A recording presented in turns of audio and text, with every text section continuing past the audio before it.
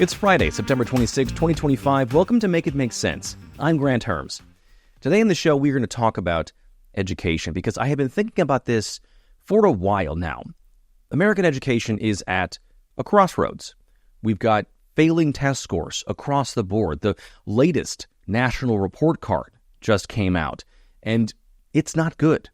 We went down in every category at every grade level, just about. We know that kids have been falling behind for years, most of that exacerbated by the pandemic. We also know that the Trump administration is trying to shut down the Department of Education. And while in past conversations that I've had on Make It Make Sense about the Department of Education, we know that they don't do a whole lot when it comes to curriculum, what actually happens in the classroom, but we do know that it protects kids. And my conversation today is about what actually happens in the classroom and how we should be thinking about education right now. Because in the conversation and the controversies that have been happening across the country when it comes to education, they've been at the higher education level, the college level, university level, what's happening on school campuses, and so much less of it, and so much less of it over the past several years, has been focused on what's happening in our K through 12 schools, our neighborhood schools, elementary, middle, and high school.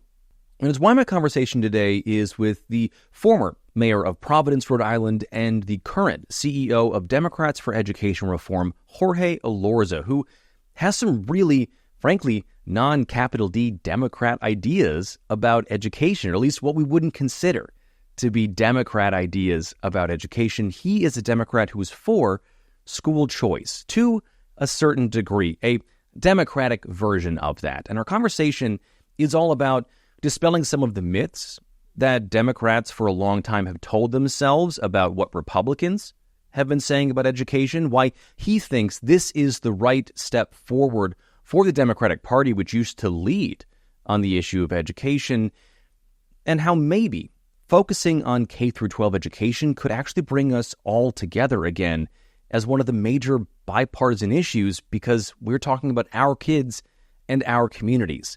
It's a fascinating conversation, especially one that cuts against the grain of what we consider to be conventional wisdom. And before I get to that, make sure you're following or subscribed to the show on whatever platform you listen to it on.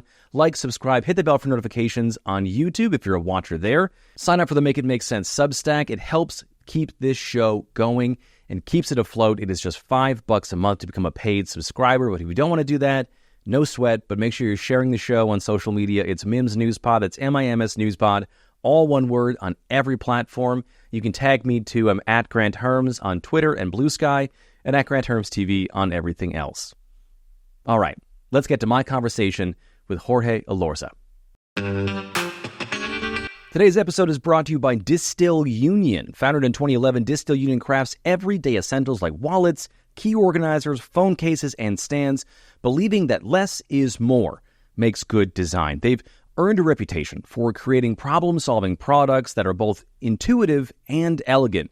I like their flagship Wally wallet because, you know, there's nothing worse than having that like bulky wallet that sits in your back pocket for guys specifically. It's bad for my back. I can feel it after I've been sitting, especially on the chair that I use to record in here. It's not exactly the most comfortable chair, and if I've got my wallet on me, it's uncomfortable if it's not slim and elegant like their Wally wallets. But they're known for their magnetic closures and that slim profile to hold all of my cards and cash. I love them. And they just launched a Kickstarter for brand new Maglock belts. I don't know exactly what that means, but it kind of sounds cool as hell.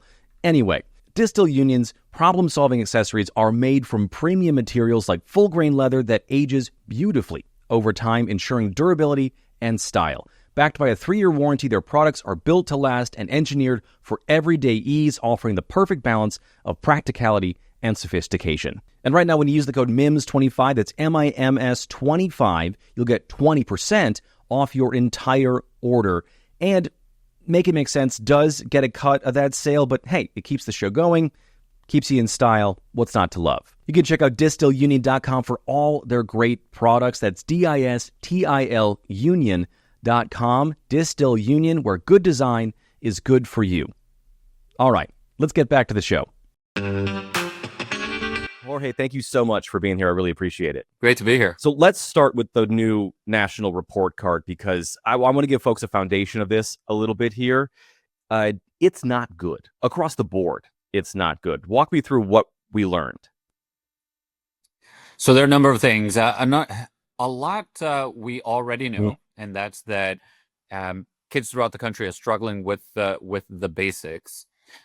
What is also very clear is that the disparity between the top 25% and the bottom 25% is getting wider. So for those of us concerned about equity, we should be deeply troubled because we're heading in the wrong direction.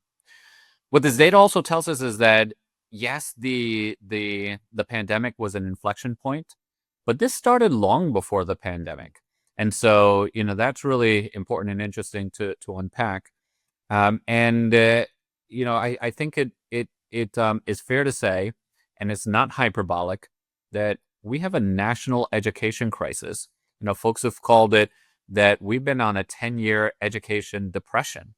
And what my organization focuses on so much is not just the policy, but also the politics of it.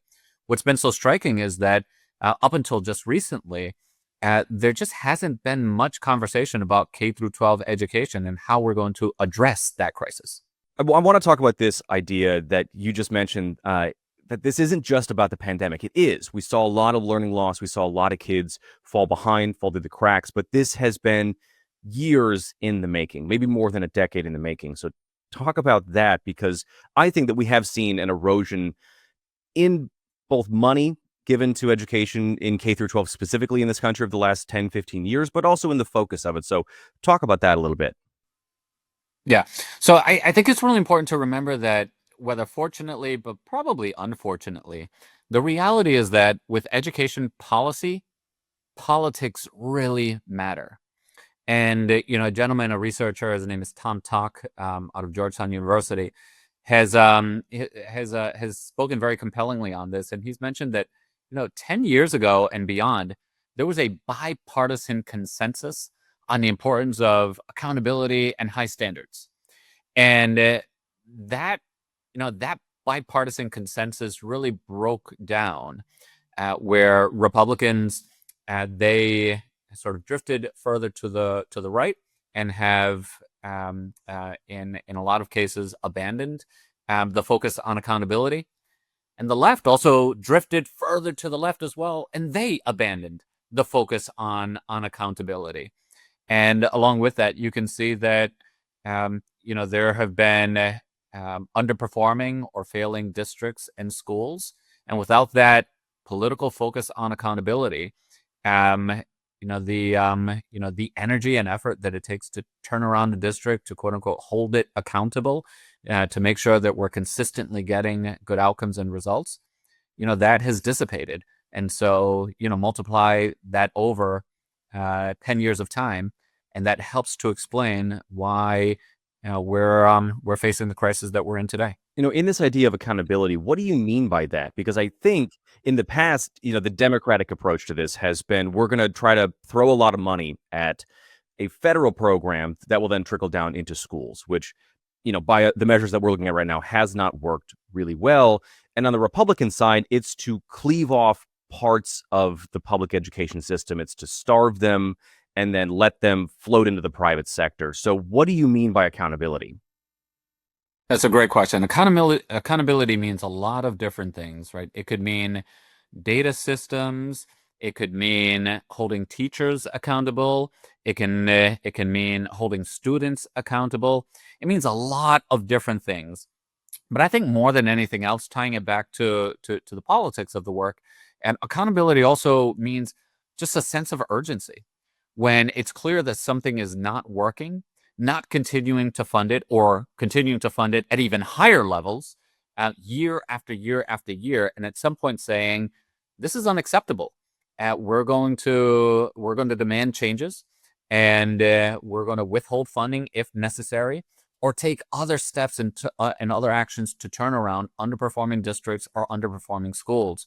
If you go back 10 plus years ago, there was just a lot of energy in both Republican and Democratic states to do exactly that. to make sure that there was at least a floor, if not even higher standards, that we wouldn't accept falling below.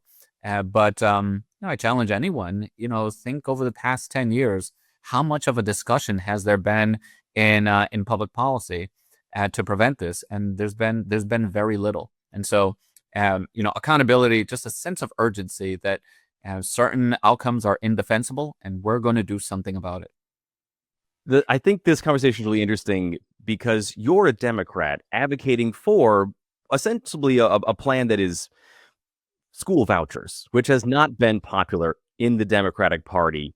It has been accused of being small d, anti-democratic, and is certainly, as far as the party is concerned, anti-democratic, capital D, democratic. So why push for this right now? Yeah. So let me give a little bit about my background. And so I've run this organization, Democrats for Education Reform, for the past 2.5 years.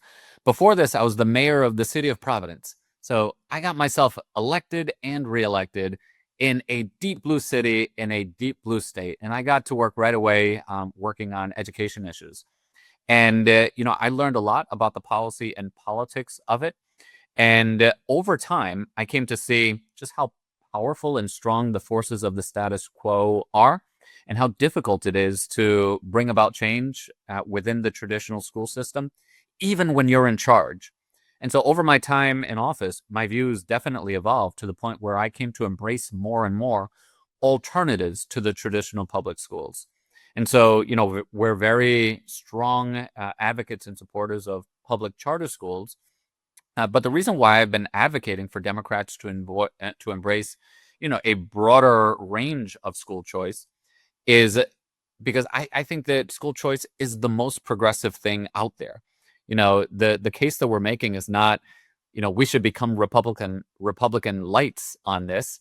No, this is the progressive position, making sure that we're empowering families, enabling bottom up education innovation as opposed to funding a system and, waiting for a distant bureaucrat to look out for our interests. What I've been advocating for is let's empower communities, let's empower families, and let's make sure that we're funding kids directly. And so I think that this is truly a moment of shared purpose. For Republicans, it's probably more of, freedom from government control. For Democrats, it's empowering communities. But for both left and right, it's about meeting the diverse needs of every single child. And so I think there's a moment for bipartisan consensus around delivering better outcomes for our kids and doing it through expanding choice. I want to get to the politics and the bipartisanship of this in a second here, but I want to ask about the thing that has been said for decades now about public charter schools, school choice in general as an issue, which even that phrase in itself is sort of a political term of art anyway. It's that, and I'll be clear with you too, I'm a product of public schools. My mom was a public school teacher for her entire career. I tend to think that public schools are a massive civic achievement in this country in bringing people from different socioeconomic backgrounds together, from different neighborhoods together. And I struggle with the idea that by allowing people to pick and choose their schools, that won't increase the equity problem that you were talking about earlier. So how do you circle that square in this push? Yeah, there's a lot to unpack there. Yeah. Let me begin by saying that I fully believe in the promise of public education, and am fully supportive of public education. To me, public education is a goal. It's not a particular set of institutions. It's a goal. And I think that we should be not just left, but also right. And all of us should be open to whatever helps us achieve that broader goal. Now, on this idea that, there's a civic benefit to public institutions, the reality is that, as Democrats, we need to be honest with ourselves, and our civic goals around public education just haven't been achieved. Today schools are more segregated by race than they were when Brown versus Board of Education was litigated. And look at the way that we sort ourselves by income as well. into neighborhoods that we live with, and therefore the schools that we send our kids to. And so even if those are our goals, we have to be honest that we're not achieving them through public schools as a delivery mechanism. And then the last piece is, the argument is often made that if we expand a choice and let families or kids choose schools outside of the traditional neighborhood school, that the choice and the benefits that they gain through choice come at the expense of the families that do not exercise choice.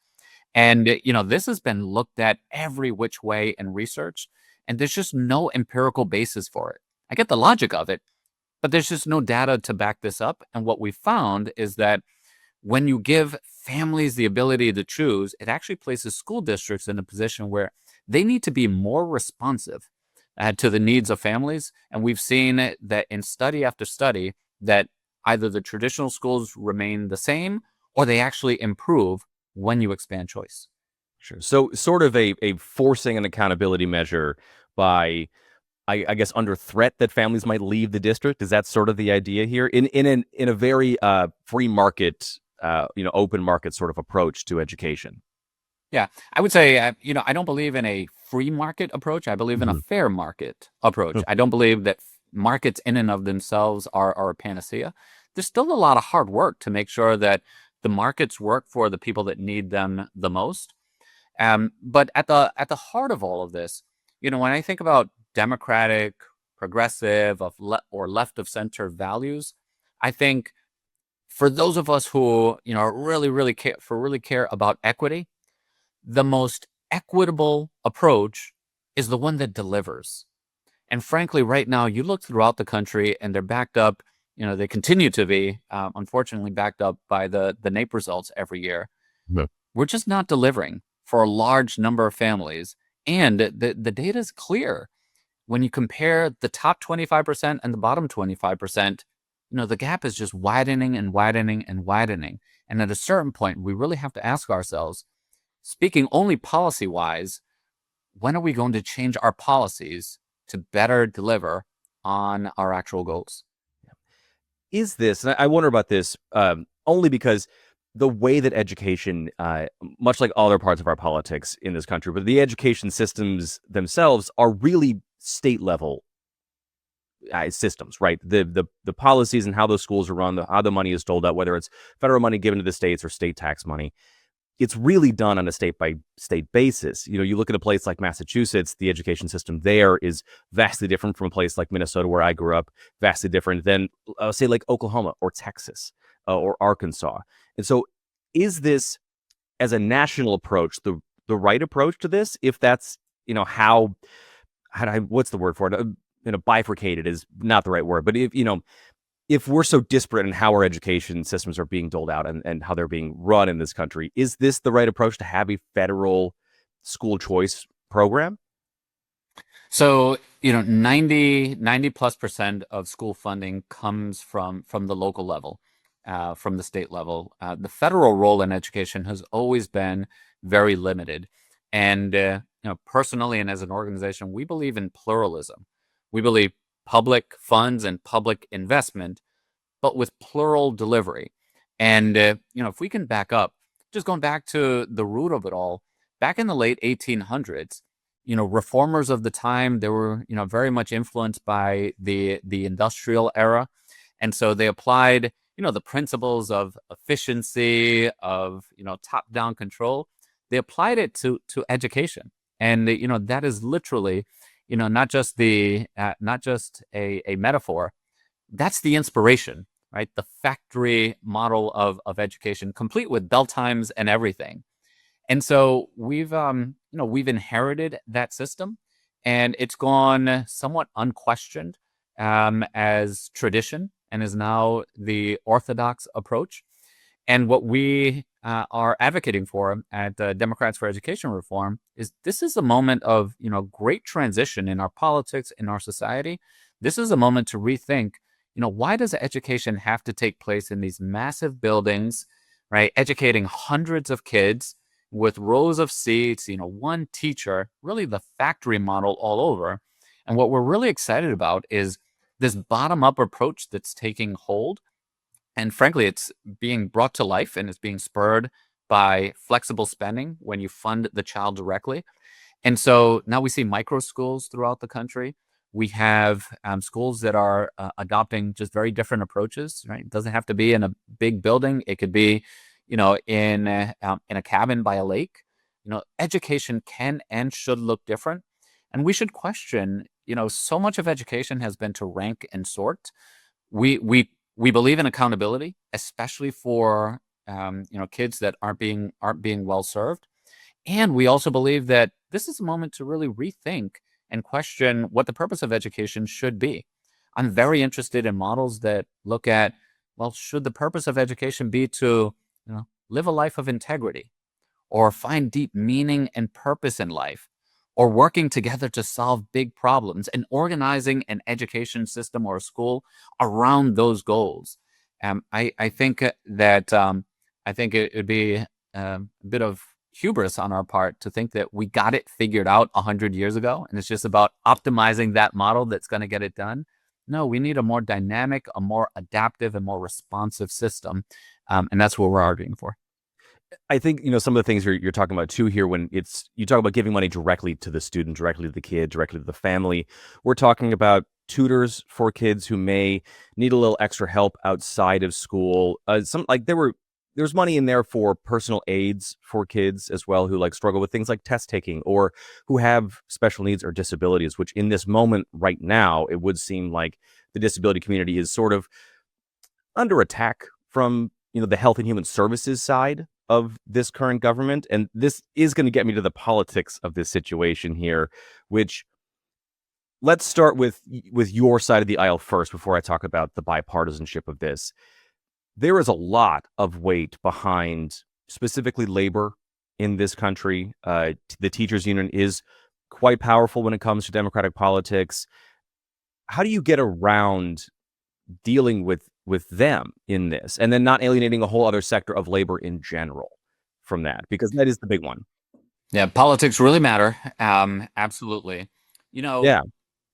10 years ago, Democrats were considered the undisputed party of education. We had a 26-point advantage over Republicans on voter trust on education. But then the pandemic happened and everything has changed. So, the reality is that schools have been underperforming for a long time, but Democrats never paid a political price for it. Now, after the pandemic, we are underwater. We are no longer the party of education. Voters no longer trust us more than they do Republicans. And so what exists today is a political imperative for Democrats to refocus on education that just has not existed before. And so the political dynamic is just entirely different. And when it comes to teachers unions, I think we all believe they deserve a seat at the table, just not every seat at the table. And speaking politically, I can understand a political alliance if it's paying political dividends. But if the political alliance is no longer paying political dividends, then we as a party need to rethink, why are we heading down this path? And that's where choice comes in. Teachers unions have been very much opposed to choice, but a lot has been talked about 80-20 issues. Choice is yet another 80-20 issue that Democrats are on the wrong side of. Look, after a while, if you want to win elections, you got to recognize it's hard to win elections if you're consistently choosing unpopular positions. And so I think the political incentives or the political dynamics, have really changed since COVID. And what we want to do is, as Democrats focus on education once again, provide, help to fill that void of what our national education agenda should be. Do you think that Democrats, writ large in the party, are just uninformed about some of these things? I mean, do they don't want to buck the party leadership right now, which is not super interested in a lot of these ideas, but also going back to the stuff that we talked about at the beginning about the ideas of equity and those long-standing beliefs about where education is right now. And then you explained that those aren't really true. And so is it just that there are a lot of Democrats who don't know those things or don't want to know those things, probably more likely? I would say that not just Democrats, but I would say just generally, people aren't fully informed as to the extent of the crisis. I always mention a report out of Baltimore that showed there are 23 entire schools in Baltimore where not one single child can do math at grade level. Let that sink in. Entire school buildings, not one single child. And this has been going on for a while. That is indefensible. And the challenge is that Baltimore is not even an outlier. Similar examples are repeated in city after city throughout the country. So I think that raising awareness of the extent of the crisis is indeed important. The second thing I'll say is that focusing on Democrats specifically, it's been 10 years since we've had a national executive leader that has talked about and prioritized education, right? It's the sort of the final years of the Obama administration. And, it's executives. They're the ones that set the agenda. They provide policy guidance. They provide political cover. And if we don't have the presidency, then it falls on governors. And with the exception of Governor Polis from Colorado, who's been a phenomenal champion on K-12 education, there really haven't been those executive voices that are setting the agenda and setting the tone. And so what we're seeing today is that there's a new generation of Democrats that are stepping up to run for governor. They want to lead on education, but they literally don't know what to do. And that's because we just haven't had an agenda. We haven't had a vision for the past 10 years. And, we're working hard as an organization to be a part of, to help to build up that agenda and that vision. Let's talk about reaching across the aisle here, because I think in this current moment, with everything that we are seeing from the Trump administration, which is actively working towards becoming a competitive authoritarian administration, is it worth in this moment reaching across the aisle? In this, is it worth getting in? Is it worth getting in bed with this kind of a thing, or is it worth sort of waiting this out? I know that seems really like a cynical kind of realpolitik question, but I genuinely mean that because I think that a lot of Democrats are worried about some of that right now. Yeah. I spend a lot of time thinking about this, and there's two things that first of all come to mind. The first is that, as I mentioned earlier, I'm not arguing for, or I'm not advocating for Democrats to become Republican lights on this issue. I think we should choose the most progressive position, and the most progressive position is empowering families, right? Community-driven innovation. And so choice has become branded as a Republican thing. But, I wrote a long article on, it was progressives who got to school choice first. It was, choice aligns with so much else of the progressive agenda: freedom to choose, freedom to choose who you marry. We support choice in so many other spheres. We should support choice in community empowerment and education as well. So that's the first thing. The second thing is, I truly believe that America needs a strong opposition party, especially in a moment like this. And part of the case that we make is, yes, of course, this is good as a matter of policy, but it's good as a matter of politics as well. We've done tons of polling, so have a number of other organizations. And it's hard to win elections when you're choosing unpopular positions. And look, choice in education is popular because of course it is. It's just the appeal is just so intuitive. Like, of course we get it. But as a party, we've been very reticent, very hesitant to embrace it. Because there's strong institutional pressures that are against it. Namely the teachers union, but also others. And I believe that this new federal bill that passed, the Educational Choice for Children Act, I think that this could be a potential lifeline for Democrats in giving us an off ramp, so that we can begin to align our education agenda with the one that aligns with not just our base, but with the majority of Americans. Do you think education is the way in to getting a lot of these voters back? A lot of Black and brown voters across the country who left the Democratic Party to vote for Donald Trump this time around. and there's been a lot of criticism of the early Biden campaign, then obviously the Harris campaign, that there just wasn't enough talking to people where they were. Is this off ramp actually an on ramp back into that? Yeah. Yes and no. The reality is that, education, we have to be honest, is not the high salience issue in the same way that, the economy is, or in the same way that crime is when, folks perceive that, that there's a spike in crime. And so we acknowledge that. With that said, so many of these elections are close, right? And victory and failure, winning and losing is defined at the margins.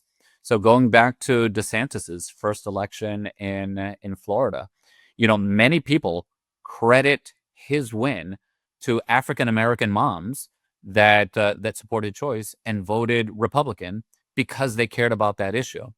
And when you look at the kinds of voters that are steadily drifting away from the Democratic Party, working class voters, brown voters, and especially Latino voters, you look at their position on choice, and as I mentioned earlier, it's 80-20 for them, right? This is a no-brainer. And it's these same communities that disproportionately rely on government to give them access to high quality schools. So, every vote counts in a moment like this. And, rather than, speaking at our base or trying to bring them along, we need to do a lot of soul searching and sometimes align ourselves with where our base is rather than trying to move them from the position that they strongly hold. Do you think it's worth trying to make education, specifically K through 12 education, a much more salient issue? Because it strikes me that that is one of these issues that is in every single community. Maybe you don't see the same amount of crime in your community as someplace else. Maybe you're economically doing a little bit better and you can tune out from that or can tune into that thing. But education affects everybody, and much like healthcare.